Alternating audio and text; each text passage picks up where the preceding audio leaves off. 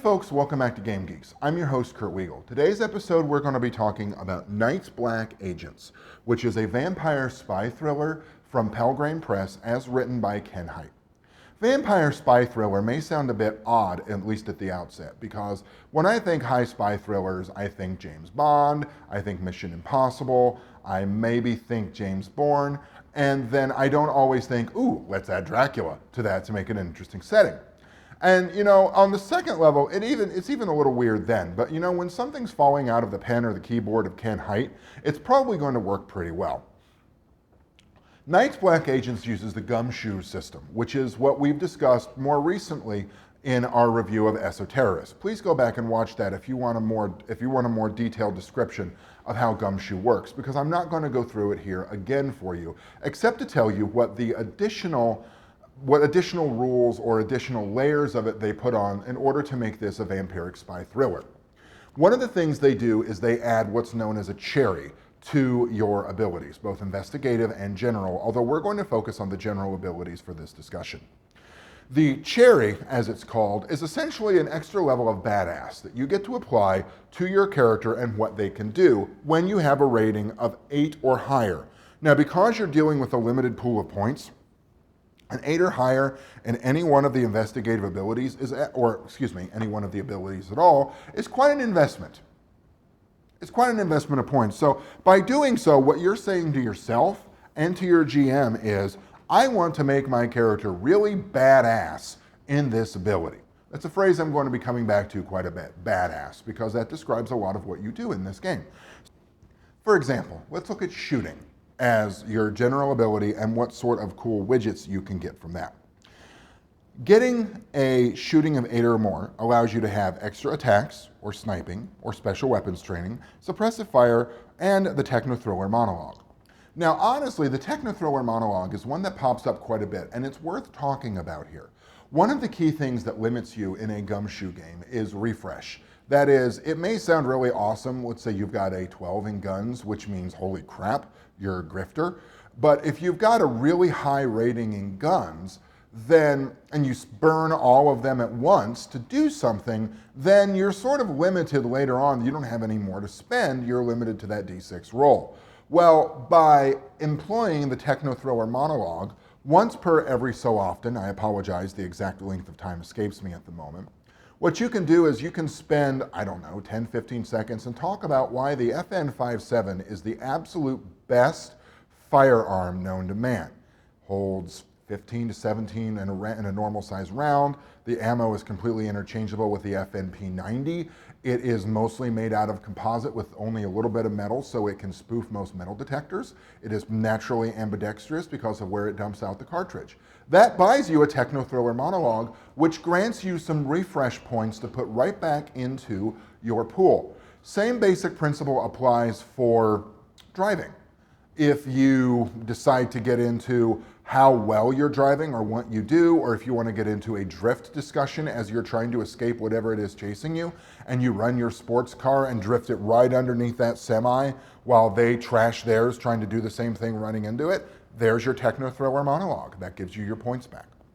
There are 4 modes which you can apply for these games. And what they do is they change the rules slightly to reflect the different types of spy genre that is out there. Not everything is James Bond or Mission Impossible. You can go all the way down to Tinker Sailor Soldier Spy if you really wanted to, or even deeper into Len Deighton's work.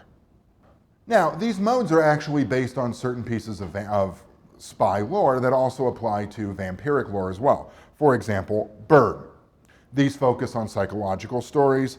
Dust limits what you can do. It makes you a much more vulnerable spy. Mirror, it deals with hidden agendas and the fact that betrayals hit you more. And Stakes really tie in why you do what you do. Sort of like a Cthulhu investigator, you have to have a really good reason to every single day of your life put your life on the line to be a spy. Now, one of the conceits of this is that you're not an active spy employed by a government directly any longer. For example, you could be burned. You could be out in the cold. You could have left on your own. You could be not actively engaged with another government, which means you're a bit more mercenary at the outset. If you're not independent at the very beginning of the game. It assumes you will be shortly thereafter, because that's where getting into the vampire stuff really kicks into high gear. Now, before we get into that, I have to talk about one more small piece of rules that I realize is very important, which is your military occupational specialty, your MOS. That is the one ability that you have that you are absolutely so badass at that you don't ever have to roll or make a spend on it. You can, once per session, say, I do this, I succeed, it's over.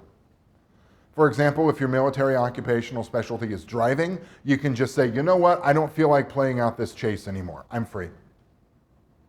And the GM has to go, okay. Or if you're combat focused, you can kill one human, non-supernatural, or weird character per game. Just, I'm done, it's over. Which hopefully your players aren't going to be giant jackasses about and decide that they're going to ruin your game for you by doing that. When you get into the vampire piece of this is where it's interesting, because every once in a while authors will give you their sort of opinion on stuff, and Ken Hite never really disappoints in that. He is very squarely of the opinion that vampires should not be a player character race. Period. End of discussion. That's it. No vampires for you. You're humans, you're fighting the vampires. They're bad guys. But if you absolutely must have a spy who sparkles in the daylight, then he sort of guides you around the corners on how you can do that. One of the cooler things, in addition to building the in the process of building the vampires rather, is where the vampires come from. You've got a variety of choices of what makes up your vampires. For example, they're supernatural, they're damned, they're aliens, or they're natural biological mutants. Now, vampire in this is a very broad category. He's focusing on life or blood-draining critters that can live forever and therefore have giant conspiracies built around them. But in reality, you could have silicon-based, invisible, crystalline, psychic energy vampires. Still works within the system, still holds up nicely. Building the conspiracies around the vampires themselves is about 2/3 of the fun for the GM.